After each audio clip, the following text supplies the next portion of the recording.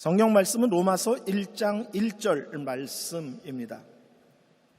예수 그리스도의 종 바울은 사도로 부르심을 받아 하나님의 복음을 위하여 택하심을 입었나니.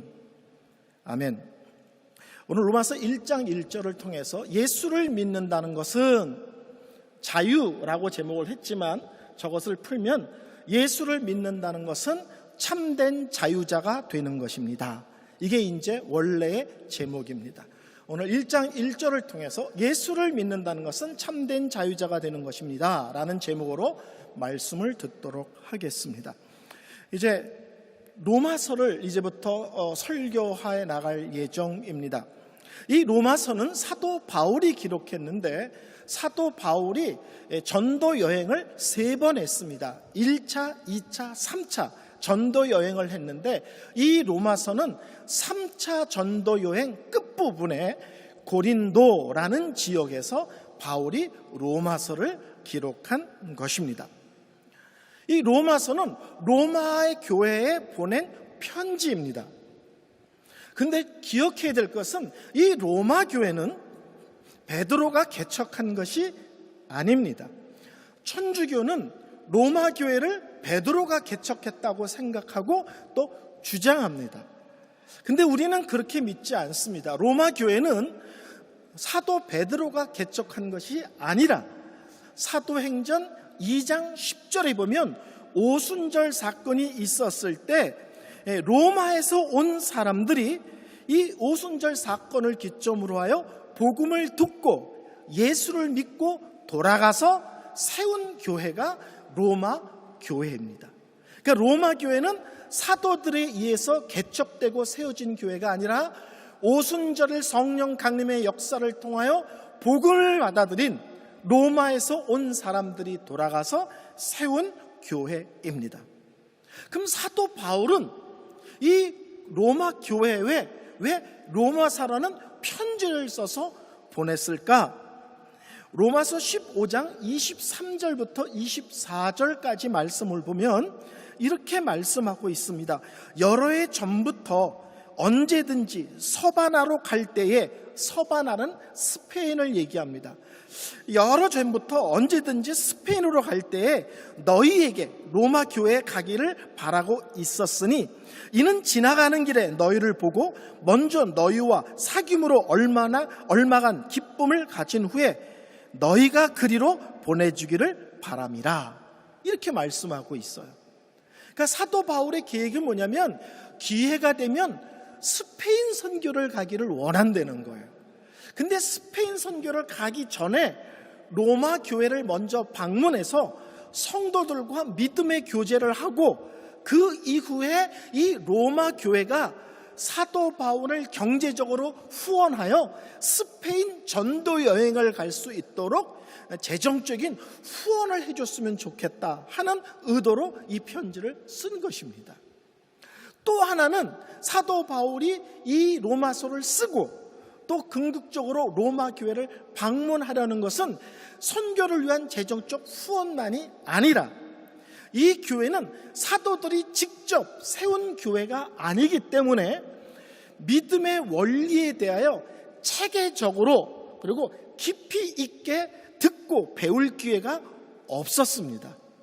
그래서 사도들에 의하여 직접 듣고 훈련받을 기회가 없었던 로마 교회에 사도 바울이 직접 방문해서 이 하나님의 구원의 역사에 대하여 깊고 분명하고 풍성하게 가르치기를 원한다는 것입니다.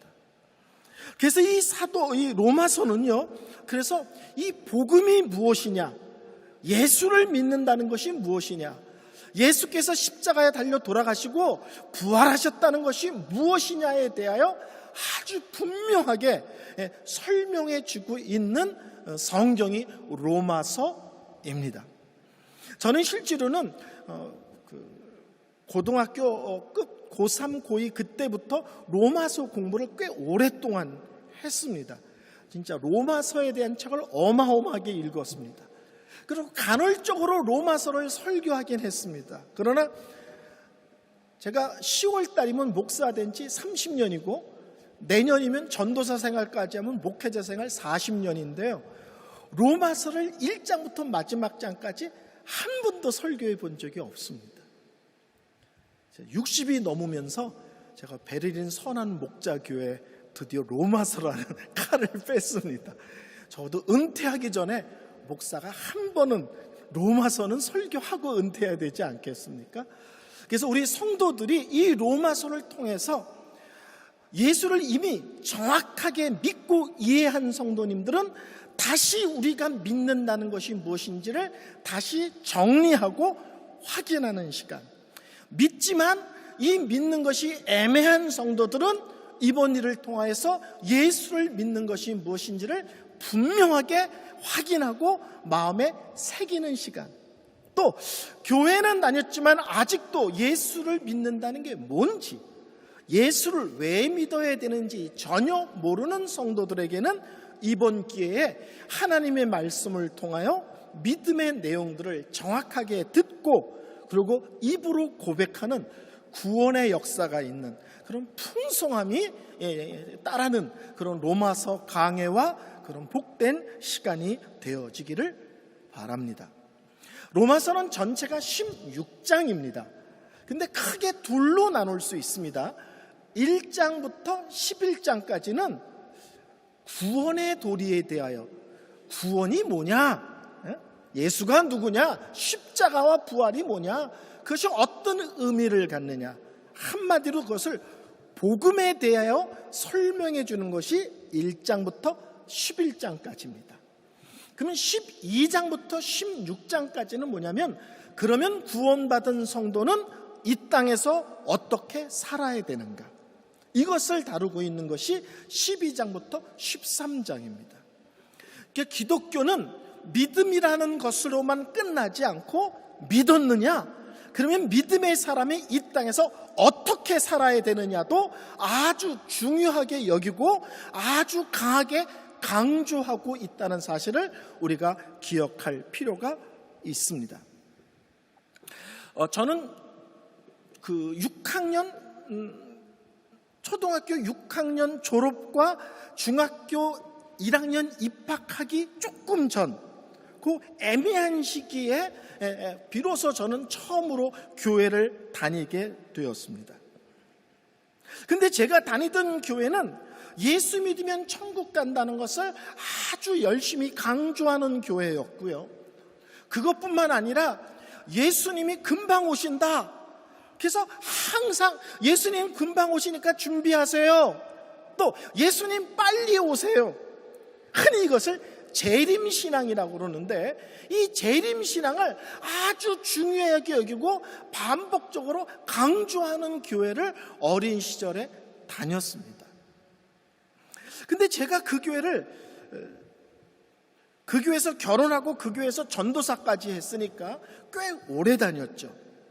근데 고등학교 시절에 계속 교회에서 예수님 금방 오신다, 예수님 재림하신다를 계속 강조하는데 갑자기 제 마음속에 깊은 의심이 들기 시작했습니다. 그것은 뭐냐면, 예수 믿으면 천국 가는 거 나도 믿는다 이거야. 근데 문제는 지금 내가 예수를 믿고 딱 죽어서 천국 가면 되는데, 예수를 믿었는데 내가 계속 시퍼렇게 살아있는 거예요. 무슨 말인지 아시죠? 그러니까 전 10대에 믿었으니까 예수 믿은 이후에 거의 50년 넘게 살아있는 거예요. 그러니까 제 마음 깊은 곳에 어떤 질문이 생겼냐면, 예수 믿으면 천국 가는데 맞는데 기독교는 예수 믿으면 천국 간다라는 것 외에는 해줄 말이 없는가? 신앙은 예수를 믿은 뒤에 천국 가는 것만 오직 생각하면서 예수님 빨리 오세요 이것만 하는 것이 기독교인가? 이것에 대한 질문이 아주 오랫동안 생겼습니다. 예수 믿은 이후에 나는 이 땅에서 살고 있는데 왜 기독교는 예수를 믿고 이 땅에서 살아가는 우리에 대해서는 얘기해 주지 않는 게 아닌가? 이런 의심이 생긴 거예요. 그러다가 고3 어느 날 칼빈주의라는 책을 읽었는데, 지금 누가 썼는지는 가물가물해요. 근데 그 칼빈주의라는 책을 읽었는데 그 책에 놀랍게도 하나님을 믿은 성도가 이 땅에서 어떤 존재이며 어떤 존재로 살아야 되는지에 대한 얘기를 너무 자세하게 설명해 놓는 거예요. 우리 교회에서는 예수 믿고 천국 가는 얘기만 했는데 그 책에는 예수 믿고 천국 가는 거 믿습니다. 맞습니다. 근데 천국 가기 전에 예수 믿은 성도는 이 땅에서 어떤 존재이며 어떤 존재로 살아가야 되는지에 대한 설명을 해놓은 그 책을 읽고는 제 마음이 뭐가 막힌 것이 뚫린 것처럼 그냥 뻥 하고 뚫리는 시원함, 그런 경험 있으세요? 막 날아갈 것 같은 어떤 그 말로 표현할 수 없는 기쁨과 감격을 제가 체험했습니다. 그 이후에 제가 성경을 연구하고 설교를 가르치는 자로 살면서 깨달은 것은 성경은 예수 믿으면 천국 간다는 얘기보다도 예수 믿은 사람이 이 땅에서 어떻게 사는 얘기를 실제로는 더 많이 하고 있다는 사실을 알게 되었습니다. 의심하지 마십시오. 성경은 예수 믿으면 천국 간다라고 명확하게 말씀합니다. 그리고 예수님이 어느 날 갑자기 다시 오신다, 재림하신다는 얘기도 분명하게 하고 있습니다. 근데 성경은 그에 못지않게 예수 믿은 이후에 죽는 그날까지 성도들은 이 땅에서 어떻게 살아야 되는지에 대한 설명도 아주 풍성하게 기록되어 있다는 사실을 우리가 기억할 필요가 있습니다. 오늘 로마서 1장 1절을 읽었습니다. 로마서 1장 1절은 사도 바울이 자기가 누구인지를 로마에 있는 성도들에게 소개하는 절입니다. 오늘날 우리가 편지를 쓴다면 편지를 다 쓰고 끝에 가서 날짜를 쓰고 끝에 이은성 올림, 이 편지를 누가 썼는지를 맨 끝에 남기잖아요. 오늘날 우리가 편지를 쓰는 형식이면, 그쵸? 안녕하십니까 인사하고 편지를 쓰는 내용을 쓰고 날짜 쓰고 편지를 누가 썼는지를 남긴다고요. 근데 이 로마서가 기록된 시대에는 편지를 쓰는 양식이 뭐냐면, 첫 번째 절이 뭐냐면 자기를 소개하는 게 첫 번째 절이에요. 두 번째는 편지를 받는 사람이 누군지를 소개해요. 그리고 세 번째로 인사를 합니다. 그리고 내용을 써나가요. 근데 우리가 성경을 읽을 때 로마서, 로마에 보낸 편지, 고린도서, 고린도에 보낸 편지, 빌립보서, 빌립보에 보낸 편지, 다 편지거든요. 근데 1절에 보면 편지를 쓰는 사람이 자기 자신을 구체적으로 설명하면 안 친한 사이예요. 아시겠죠? 근데 자기를 간단하게 소개해요. 그러면 뭐예요? 잘 알고 친하다는 사이입니다. 제가 울산의 어떤 한 교회에 설교하러 49번을 갔습니다. 베를린에 오느라고 50번을 못 채우고 갔습니다. 한 교회를 49번 설교를 하러 갔어요. 그 교회에서는 제가 설교할 때 사회 보는 사회자 목사님이 저를 소개할까요? 안 할까요? 거의 소개 안 합니다. 제가 어마어마하게 부담되는 소개가 있는데 되게 거기 부목사님들이 사회 볼 때 꼭 저를 이렇게 소개해요. 언제나 홈런 치는 목사님이 오셨습니다. 너무 부담스러워요. 거긴 3루타 쳐도 설교 잘 못한 거야. 2루타 쳐도 못한 거야. 저희가 가면 항상 홈런 치는 목사가 왔다고 설교를 하는데 엄청 부담이 됩니다. 그 교회는 저에 대한 소개 없이 잘 아시는 이은성 목사님 왔습니다. 그러면 끝이에요. 왜요? 다 성도들이 알고 있거든요.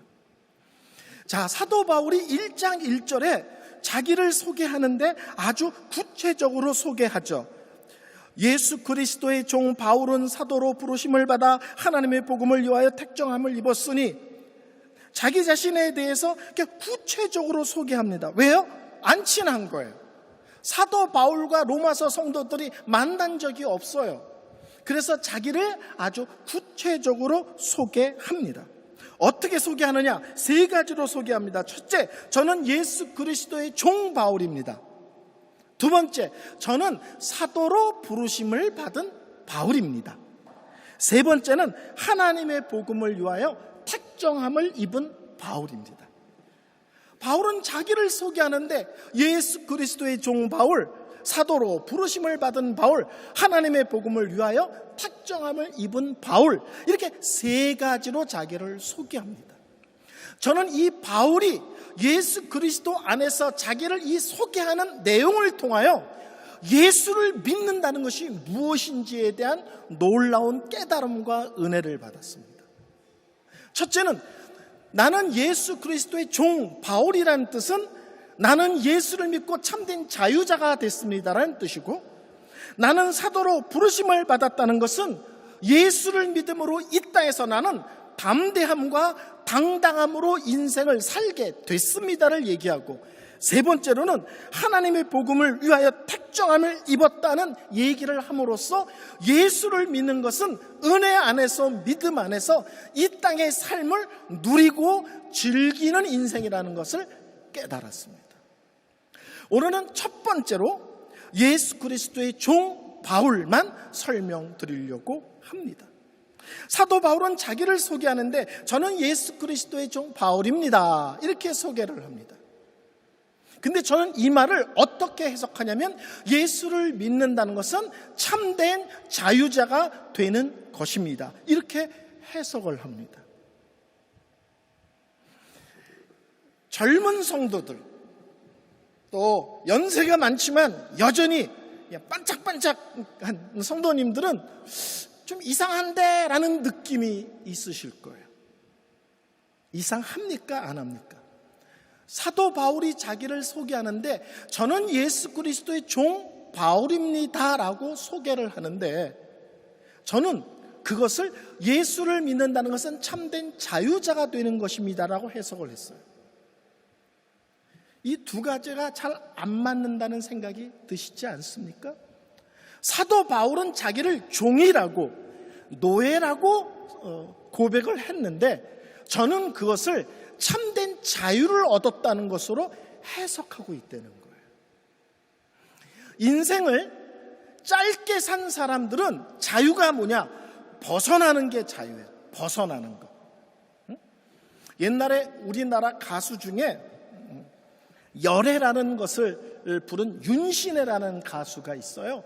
그 가수가 부른 노래 중에 이런 노래가 있어요. 벗어나고파! 이런 노래가 있어요. 옛날 노래인데 아시는지 모르겠어요. 노래가 그렇게, 내가 이상하게 부르는 게 아니라 그 노래를 그렇게 불러요. 벗어나고파! 젊은 사람들은 자유가 뭐냐? 벗어나는 거예요. 벗어나는 거. 저희 큰딸은 공부를 아주 잘했습니다. 저를 닮았다는 얘기를 굳이 하지 않지만 눈치채셨을 거예요. 고등학교 졸업반이 됐을 때 제가 너 어느 대학 갈래? 라고 물어봤습니다. 어느 대학 갈래?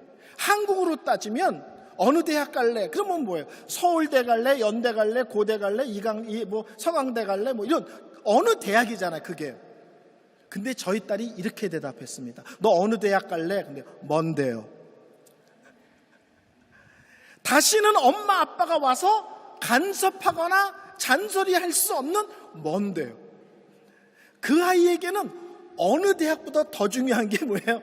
엄마 아빠의 손에서 벗어나서 멀리 가서 사는 거예요. 젊은 사람들은 엄마 아빠의 잔소리로부터 벗어나는 것, 선생님들의 통제에서 벗어나는 것이 자유라고 생각을 합니다. 근데 인생을 적어도 60 이상 살아본 사람들은 참된 자유는 철저히 매이는 것이라고 생각합니다. 60이 넘었는데도 나는 뭔 말인지 모르겠다. 어쩔 수 없습니다. 무슨 말인지 아시겠어요? 제가 쉽게 설명을 할게요. 제가 총각이라고 생각을 해보세요. 얼마나 불편하겠어요. 설교하는데 어떤 성도랑 눈이 마주쳤어. 그냥 눈이 마주친 거야. 근데 그 성도가 목사님이 왜 내 눈을 마주쳤을까? 나보고 왜 웃었을까? 얼마나 제가 설교하는데 신경이 쓰이겠어요. 설교가 끝나고 인사하는데 잘 지내셨어요? 그런데 목사님이 내가 잘 지냈는지 아는지 왜 관심이 많을까? 식사는 하셨나요? 목사님이 왜 밥 먹었나 안 먹었나 관심이 많을까? 나랑 먹자는 얘기인가? 식사하자고 얘기를 하자는 얘기인가? 아마 제가 인사할 때마다 성도 한 명 한 명한테 그 신경 다 쓰느라고 피곤해서 인사하는 다 지칠 거예요. 근데 저는 결혼한 지 36년이 됐습니다. 눈이 마주쳤든지, 눈이 마주쳤는데 웃든지, 밥을 먹었든지, 일주일 동안 어떻게 지냈든지 적어도 여자와 남자로서는 아무 관계가 없습니다. 이해가 되시겠어요? 한 여자에게 철저히 매이면 이 세상 모든 여자로부터는 자유로워지는 거예요. 결혼을 앞둔 청년들, 결혼식장 때 이 여자와 검은 머리가 팥불이 되도록 물어볼 때 정신 똑바로 차리고 대답하세요. 예라고 대답하는 동시에 이 세상의 모든 여자를 포기하는 거예요. 자매들, 예? 검은 머리가 팥불이 되도록 물어볼 때 맹 놓고 예라고 하지만 그 말과 함께 이 세상의 반인 남자들을 포기하는 거예요. 이제는 더 이상 저는 다른 남자들은 신경 쓰지 않습니다. 관심 가지 않습니다. 그 사람이 어떤 사람이든지 관계없습니다. 이런 뜻이에요. 참된 자유는 벗어나는 게 아니고요. 참된 자유는 매이는 거예요. 더 쉽게, 좀 더 어렵게 표현을 하면 참 자유는 본질적인 것에서는 철저히 매이고 비본질적인 것으로부터는 철저히 벗어나는 것, 이것이 참된 자유입니다. 믿음의 원리로 설명하면 참 자유는 예수께 철저히 매이는 것이고 예수와 관계없는 모든 것으로부터는 자유로운 거예요. 쉽게 말하면 예수님이 좋아하신다, 저 좋아해요. 예수님이 기뻐하신다, 저도 기뻐요. 예수님이 영광 받으신다, 그럼 저기에 헌신하고 충성할게요. 근데 예수님이 싫어하신다, 저도 싫어요. 예수님이 관심이 없다, 예수님이 관심이 없으시면 저는 거기에 시간도 쓰지 않고 관심도 두지 않고 물질도 그런 데가 헛되게 쓰지 않겠습니다. 이런 의미가 됩니다. 사도 바울은 나는 예수 그리스도의 종입니다, 나는 예수께 철저히 붙잡힌 바 되었습니다라는 것은 이제 꼼짝 못하고 숨이 막혔다는 뜻이 아니라 예수를 만남으로 이 땅에 살아가면서 본질적이지 않은 것, 영원하지 않은 것, 하나님과 관계없는 것, 거룩과 관계없는 것, 믿음의 원리와 손이 닿지 않은 것에는 관심 쓰지 않습니다. 그런데 시간 쓰지 않습니다. 그런데 물질 낭비하지 않습니다. 그런 것 때문에 고민하거나 방황하거나 갈등하지 않습니다라고 표현하는 거예요. 그래서 여러분, 철저하게 예수님을 만나고 깊이 있게 예수님께 매이면 놀랍게도 인생이 참으로 많은 부분에 자유로워집니다. 근데 성경에서 말하는 가장 본질적인 자유는 근본적으로 어떤 자유냐면 죄와 죽음과 마귀로부터의 자유입니다. 하나님을 알지 못하는 사람들은 이것에 대한 심각성이 없고요, 여기에 대한 고민이 없습니다. 근데 하나님을 만나고 보면 이것이 어떤 것인지가 깨달아지기 시작합니다. 실제로는 하나님을 믿지 않는 모든 사람들은 세 가지에 눌려 삽니다. 매여 삽니다. 끌려다닙니다. 하나는 죄고요, 하나는 죽음이고요, 하나는 마귀입니다. 예수님은 근본적으로 이 땅에 오셨고 십자가에 달려 돌아가시고 부활하심으로 우리에게 근본적이고 본질적인 자유를 주셨는데 그게 뭐냐? 죄와 죽음과 마귀로부터의 자유입니다. 자, 예수님이 이 땅에 오셨습니다. 오시자마자 바로 십자가에 달려 돌아가실 수 있죠. 그러면 사람들은 예수님이 왔다 가신 것도 모를 거예요. 그렇죠? 오시자마자 십자가에 달리셨으면 예수님이 오셨는지, 예수님이 누군지, 왜 십자가에 달렸는지도 아무도 모를 겁니다. 그래서 예수님은 3년 동안 공생애를 통해서 자신을 드러내시죠. 그렇죠? 30년은 조용히 계시고 그 후에 3년 동안 자기를 드러내심으로 자신이 누구인 것과 자기가 이 땅에 왜 온 것과 자기가 십자가에 달려 돌아가시며 부활하는 것이 어떤 의미가 있는지를 말씀으로, 사역으로 다 설명하고 드러내신 뒤에 십자가에 달려 돌아가시고 부활하신 것입니다. 첫 번째, 예수님은 우리를 죄로부터 자유케 하기 위해서 이 땅에 오셨습니다. 근데 죄는 눈에 보이지 않아요. 그래서 우리 예수님께서 자신이 죄를 해결하러 온 구원자라는 사실을 무엇으로 보여주냐면 병 고치는 사건을 통해서 보여주십니다. 참 성경이 설명이 좀 복잡할 수 있어요. 예수 믿으면 병 낫죠? 예, 예수 믿고 병 난 사람 많이 있습니다. 근데 성경에서 예수님이 병을 고치는 것은 예수를 믿으면 병 낫는다는 얘기를 하는 것보다 더 깊은 의미가 있는데, 그것은 뭐냐면 예수님께서 죄를 해결하러 오신 분이라는 것을 설명하고 드러내기 위해서입니다. 이것이 가장 잘 드러나는 것이 무엇이냐면 중풍병자를 고친 사건이에요. 자, 중풍병자가 왔습니다. 그럼 우리 예수님께서 나았다, 일어나라, 들 것을 들고 집으로 가라, 이렇게 말씀하시면 간단한데, 우리 예수님께서 오해받기 딱 좋게 이렇게 말씀하시죠. 소자야, 네가 죄사함을 받았다. 그때 그 둘러에 있던 모든 종교 지도자들이 말은 안 하지만 속으로 발끈하는 거예요. 지가 뭔데 죄를 사하고 마라, 지가 하나님이야? 저거 신성 모독죄를 짓는 거 아니야? 이러고 욱하는 사건이 벌어집니다. 근데 우리 예수님께서 그 종교 지도자에게 이렇게 얘기하죠. 난 너희들이 지금 뭔 생각하는 줄 알아. 근데 내가 이렇게 하는 것은 내가 죄를 해결하러 온 자고 해결할 수 있음을 보여주기 위해서야. 소자야, 들 것을 들고 나아가라. 그랬더니 중풍병자가 벌떡 일어나서 들 것을 들고 집으로 갑니다. 잘 이해하셔야 돼요. 예수님께서 네 죄가 사함받았다는 것은 그 사람이 중풍병에 걸린 것이 그 사람의 죄 때문이라는 얘기를 하는 게 아닙니다. 그 얘기를 하는 것이 아니라 이 땅에 병이라는 것, 그리고 병 때문에 겪는 온갖 고통의 뿌리는 뭐냐면 인류의 시초인 아담과 하와가 죄를 지음으로 이 땅에 질병도 들어오고 이 땅에 고통도 들어온 거예요. 그래서 중풍병자 아픈 것은 죄 지어서 그래라는 뜻이 아니라 이 땅의 모든 질병의 뿌리는 아담이 하나님께 불순종한 그 죄에 기인하고 있다는 거예요. 그래서 우리 예수님은 죄의 뿌리, 죄의 근원을 해결하고 치유하시는 분이라는 것을 병 고치는 사건을 통해서 확인시켜 주시는 것입니다.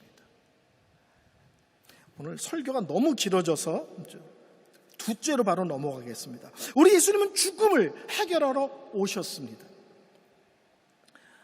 여러분, 캄캄한 밤에 휴지를 탁 올리면 불이 켜질 때 요란하지 않죠. 난리치지 않죠. 불이 켜진과 동시에 어둠이 쫙 물러갑니다. 예수님이 빛이고 죽음을 어둠이라고 말한다면 빛이신 예수님이 계신 곳에 어둠은 언제나 물러가게 되어 있습니다. 요한복음을 읽으면 예수님은 끊임없이 자신을 영생 또는 생명이라고 계속 설명합니다. 나는 영생이다. 그리고 너희들에게 영원한 생명을 주러 왔다라고 말씀합니다. 근데 그것은 죽은 뒤에만 확인할 수 있다면 그것처럼 허망해 보이는 것이 없어요. 그래서 예수님은 어떻게 하냐면 죽은 사람이 있을 때 예수님이 죽은 자 앞에 서면 죽은 자가 살아납니다. 마치 어둠이 있는 곳에 빛이 들어가면 어둠이 무조건 밀려가듯이 영생, 생명이신 예수님이 계신 곳에는 죽음의 흔적이 예수님과 동석하지 못합니다. 12살 먹은 야이로의 딸이 죽었습니다. 그 딸이 누워있는 방으로 예수님이 들어가십니다. 무조건 무슨 일이 벌어져야 돼요? 죽은 여자아이가 일어나야 돼요. 왜? 예수님은 영생이고 영생을 주실 수 있는 실력이 있으면 실력을 보여주셔야 되잖아요. 과부의 아들이 죽어서 상여가 나갑니다. 우리 예수님이 상여를 가로막습니다. 예수 앞에 과부의 아들이 죽어 누워 있습니다. 예수님이 영생이며 영생을 주러 오신 분이면 실력으로 입증해 보이셔야 됩니다. 어떻게 해요? 과부의 아들이 살아납니다. 나사로라는 사람은 죽어서 장례식이 끝났습니다. 유대인의 무덤은 굴이죠, 굴. 땅에다 묻는 것이 아니라 굴을 파고 묻고 입구를 바위로 봉하거든요. 예수님이 무덤 앞에 섰을 때 사람들은 장례식이 끝났고 썩어서 냄새가 납니다라고 얘기합니다. 근데 우리 예수님께서 바위를 치워라 그러고는 외치십니다. 나사로야 나오너라. 제가 옛날에 배울 때 저희 교수님이 농담으로 그랬어요. 우리 예수님이 실수로 죽은 자여 나오너라 이렇게 외쳤으면 전 세계의 무덤이 다 열릴 뻔했다는 거예요. 근데 우리 예수님이 죽은 자여 나오라 하지 않고 꼭 집어서 나사로 너 나와라 그랬더니 장례가 끝난 나사로가 살아 걸어 나옵니다. 예수님께서는 이 땅에 있을 때 죽은 자를 살리시는 사건을 통하여 예수님은 영생일 뿐만 아니라 우리에게 영원한 생명을 주러 오신 분이다. 죽음으로부터 우리를 자유케 하신 분이라는 사실을 확인시켜 주십니다. 세 번째로 우리 예수님은 마귀로부터 우리를 자유케 하십니다. 성경에는 마귀의 주장이 나옵니다. 마귀는 자꾸 자기가 이 세상의 왕이다, 이 세상을 다스린다라고 자꾸 주장합니다. 요새 애들로 표현하면 내가 이 세상의 짱이야 자꾸 주장하는 거예요. 근데 진짜 왕이신, 진짜 짱이신 예수님이 나타나셨어요. 어떤 일이 벌어져야 돼요? 예? 누가 짱인지 붙어야 되잖아요. 그래서 성경을 보면 예수님이 공생애를 시작하는데 40일 금식 기도가 끝난 뒤에 마귀의 시험을 받으러 광야로 나아가십니다. 대부분의 책을 보면 시험 받으신 예수님 이렇게 제목이 받쳐 있는데 저는 그 제목 별로 안 좋습니다. 예수님이 시험을 받으셨다는 게 중요한 것이 아니라 예수님께서 마귀를 이기셨다는 게 중요하죠. 예수님이 오시기 전까지 마귀는 자기가 이 세상의 임금이고 실질적으로는 사람들이 알든 모르든 이 세상은 내가 다스린다고 주장했습니다.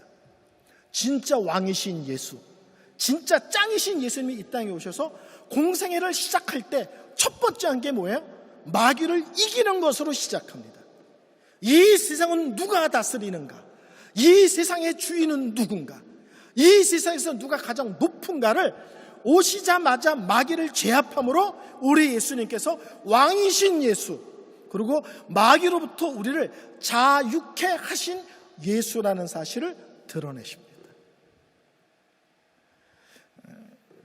제가 오늘 예화를 안 들려고 했는데 어쩔 수 없이 또 갑자기 예화를 들게 됐습니다. 이번 주 중에 갑자기 저에게 전혀 모르는 자매에게 문자가 왔습니다. 장문의 문자인데 문자의 내용은 10년 전에 목사님이 자기네 교회 청년의 수련회 와서 집회를 했었다. 그런 거예요. 그래서 제가 했던 설교를 거기다 막 썼어요. 깜짝 놀랐어요. 10년 전의 설교를 어떻게 이렇게 쓰는지 모르겠어요. 근데 그 청년이 뭐라고 말하냐면 그 수련회 참석할 때 자기는 오랫동안 귀신에 들려 있었고 유체 이탈을 자꾸 체험했대요. 나는 누워있는데 몸이 이렇게 영혼이 빠져나오는 것 같은 신비로운 체험, 눈에 귀신이 보이는 체험, 아주 그런 영적으로 힘든 시간을 보냈는데 목사님이 설교 시간에 마귀는 아무것도 아니다, 십자가 부활을 통해서 예수님께서 마귀를 이기셨다, 마귀는 끝장났다, 마귀를 두려워할 필요 없다, 그 설교를 하셨는데 그 설교를 들은 이후에 지금까지 한 번도 자기가 다시 한번 그 귀신에게 시달리는 증상들이 한 번도 반복된 적이 없다는 거예요.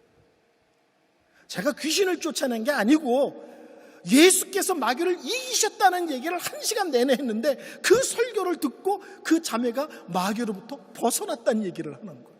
이번 주 저희가 받은 장문의 문자입니다. 예수를 믿으면 어떤 시기든지 우리는 마귀의 영향 속에 살고 있습니다. 믿던 알던 모르던 관계없이. 근데 예수를 믿으면 실제로는 이 마귀로부터 우리를 자유케 하시는 것입니다. 그래서 예수를 믿는다는 것은 근본적인 3가지 자유가 있습니다. 죄와 죽음과 마귀로부터의 자유입니다. 두 번째로는 이 땅에 살아가는 우리에게 너무 중요한 자유를 주셨는데 그것은 이 세상의 가치관으로부터 자유예요. 아주 더 쉽게 할까요? 이 세상의 유행으로부터의 자유입니다. 영생, 천국이라는 것은요, 죽은 뒤에만 누리는 것이 아닙니다. 천국이 있다는 것을 믿기 때문에 이 땅에서 다르게 사는 거예요. 이 땅이 다라고 생각하는 사람과 천국이 있다고 믿는 사람은 삶의 원리가 다릅니다. 그렇죠? 제가 40살에 미국으로 목회를 하러 갔는데요. 목회를 하러 가려고 이제 청빙받아 짐을 정리하는데 두 가지 일이 벌어졌어. 첫 번째, 웬만한 거 다 버리는 거예요. 왜? 미국 가는데 번거로워. 필요 없는 게 너무 많아. 참 신기하죠. 미국 가기 전에 다 끼고 살았는데 미국 가려고 했더니 이것도 버리고 저것도 버리고 막 버리게 되는 거예요. 그러니까 갑자기 삶이 아주 단순해진 거예요. 온갖 걸 끌어안고 사는데 미국 간다고 생각하니까 꼭 필요한 것만 챙기니까 삶이 단순화된 거예요. 두 번째는요, 뭘 살려고 그러면 꼭 이런 생각이 들어요. 에이, 미국 가서 미제 사지 뭐. 뭘 살려고만 하면 미국 갈 때 미제 사지 뭐. 자, 2년 전에 제가 독일 왔습니다. 또 삶을 대거 정리하고 아주 단순하게 왔습니다. 단순하게 오면서 저희 집 사람이 제 귀에 못이 박히도록 한 얘기가 뭐예요? 여보, 살림 늘리지 마요. 살림 늘리지 마.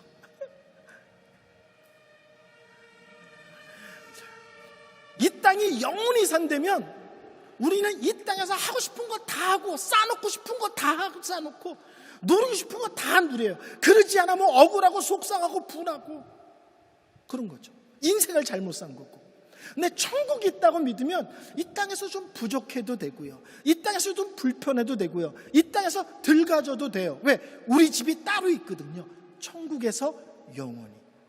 그러니까 천국이 있다는 것은 죽어서 천국 간다는 의미뿐만 아니라 천국을 믿기 때문에 이 땅에서 다르게 산다는 거예요. 이 세상의 유행과 가치관을 따른다는 것은 어떤 면에서는 우리가 속고 사는 겁니다. 23년 전에 제가 미국 갈 때 제 제자의 하나가 아주 비싼 펜을 하나 사줬어요. 인터넷 들어갔더니 뭐 최고 싼 게 20만 원이 넘어, 비싼 건 200만 원도 하더라고요. 그 펜이 얼마짜리인지 모르지만 최하 20만 원은 넘는 거예요. 제가 그 펜을요, 상전처럼 모시고 사는 거예요. 비싼 펜이니까. 심이 다 됐어요. 심을 갈아야 되는데 제가 독일에 와서 갈았거든요. 너무 아껴 쓰느라고 20년 동안 펜을 썼어요. 아껴 쓰느라고. 근데 고민이 생겼어요. 펜이 20만 원이 분명히 넘을 텐데 펜 심은 얼마나 비쌀까? 인터넷에서 확인하지도 않고 옆에 밀어놨어요. 그에다가 우연히 검색을 했는데 볼펜 심이요, 23,000원 하는 거예요. 한국 돈으로요. 독일 돈으로 20유로가 안 하는 거예요. 펜 껍질과 상표가 얼마예요? 20만 원에서 200만 원 하는 거예요. 근데 펜에서 중요한 것은 얼마나 잘 써지느냐잖아요. 근데 그 펜은 똑같은 회사 거예요. 몽 무슨 랑 하는 거. 예? 근데 심은 23,000원. 케이스는 기본 20만 원에서 200만 원. 제가 순간, 야, 속아 사는구나 우리가. 껍질이 10배에서 100배고 정작 중요한 볼펜 심은 2만 원이면 살 수 있는 거예요. 명품이라는 것, 유행이라는 것, 요새 우리가 쫓아다니는 것이 실제로는 다 그런 거예요. 헛것에 속는 거고요. 그리고 정작 그것에 매여 사는 것입니다. 제가 어떤 교회 부흥회를 갔더니 그 목사님이 자기가 좋은 만년필이 있다고 하면서 자랑을 하는데, 만년필을 책상에서 꺼내주는 것이 아니라 책꽂이에 책을 이렇게 빼더니 그 책 뒤에서 꺼내 보이는 거예요. 만년필이 얼마나 비싼지 책상 위에다 놓고 쓰는 게 아니라, 무슨 말인지 아시죠? 책꽂이에 책을 빼고 그 뒤에다 감춰놓고 쓰는 거예요. 결국 뭐예요? 펜인데 펜이 펜으로 쓰는 게 아니라 상점 모시든지 모시고 누가 훔쳐갈까 봐 쩔쩔매고 안 볼 때만 꺼내 쓰고 몰래 감춰놓고. 예수님은 우리에게 자유를 주셨는데 우리는 이 세상을 살면서 중요한 것도 아닌데 거기에 마음을 뺏기고 그것이 없다고 억울해하고 그것에 끌려다니는 인생을 살고 있다는 거예요. 예수를 믿는 것은 이 땅에 중요하지 않는 것으로부터는 좀 벗어나라. 그게 영원한 것이냐? 그것이 영적인 것이냐? 그게 하나님께서 영광 받는 것이냐? 그런 거 아니면 제발 매이지 말고 살아. 끌려다니지 말아라. 말씀하시는 것입니다. 그게 없다고 속상해하지 말고, 그런 게 없다고 슬퍼하지도 말고, 그런 게 없다고 다른 사람과 비교하지도 말라는 것입니다. 그래서 예수를 믿으면 이 세상의 가치관으로부터도 실제로는 자유로워집니다. 마지막 하나만 더 안 되면, 예수를 믿으면 사람의 판단으로부터 자유롭습니다. 우리는 놀랍게도 사람의 판단에 너무 쉽게 상처받고 좌절합니다. 아마 모두가 그럴 거예요. 근데 깊이 있게 생각해 보시면 두 가지 결론에 도달해요. 첫째는요, 사람은 수시로 변합니다. 나를 좋아 죽겠다고 하는 사람이 얼마 못 타서 미워 죽겠다고 그럽니다. 나를 꼴도 보기 싶다는 사람이 어느 날 갑자기 자기랑 내가 영원한 친구였으면 좋겠대요. 신기하죠? 연애할 때 우리는요, 서로 달라서 너무 좋다고 결혼을 해요. 결혼한 뒤에는 서로 달아서 못 산대요. 참 신기하죠? 사람은 좋았다가 싫어지고 싫었다가 좋아지는 거예요. 매일 이랬다 저랬다 하는데 그 사람한테 왜 기준을 맞춰서 우리가 낙심하고 좌절하고 상처받습니까? 또 하나는 사람들이 뭐라고 말하는 건 다 자기 기준이에요. 제가 이번 주 식당 가서 밥을 먹었는데 너무 짰어요. 누구 기준이에요? 제 기준이에요. 정말 짜게 먹는 사람은 그 음식도 싱겁다고 말할 거예요. 집에서 떡볶이를 먹는데 매워요. 근데 더 맵게 먹는 사람은 왜 이렇게 떡볶이를 맵지도 않게 했어요? 그럴 거예요. 어떤 것을 얘기하는 것은요, 두 가지예요. 첫째는 언제 그 말이 변할지 모른다는 것과, 두 번째는 다 자기 기준으로 얘기하는 거예요. 그게 진리가 아니라는 거죠. 그래서 우리는 하나님을 깊이 만날 때 어떤 일이 벌어지냐면, 우리 마음을 아시는 하나님, 우리의 진심을 아시는 하나님, 우리의 중심을 아시는 하나님께 초점을 맞춰요. 그러면 살아가는 과정에 속상할 때도 있고 억울할 때도 있고 상처받을 때도 있지만, 때가 되면 하나님이 풀어주셔. 때가 되면 하나님이 높아주셔. 때가 되면 하나님이 해결해 주셔. 그렇기 때문에 그런데 덜 상처받고 덜 예민해질 수 있습니다. 그래서 예수를 믿는 것은 예수 믿고 천국만 가는 것이 아니라 이 땅에서 죄와 죽음과 마귀로부터의 자유, 이 세상의 유행과 가치로부터의 자유, 사람의 판단과 기준으로부터 자유하는 참된 자유의 삶을 사는 것입니다. 설교를 결론 내리겠습니다. 예수를 믿는다는 것이 무엇이냐라고 믿는다면 저는 참된 자유자가 되는 것입니다. 이렇게 정의를 내리겠습니다. 예수님은 우리에게 참된 자유를 주시기 위해서 오셨습니다. 이번 한 주도 하나님과 관계된 것, 하나님이 기뻐하시며 하나님의 영광 받으시는 것과 관계되지 않은 모든 것으로부터 좀 자유로워 주셨으면 좋겠습니다. 그런 거 좀 내려놓고 편하게 좀 사시는 한 주가 되시기를 바랍니다. 우리 찬양 드리겠습니다.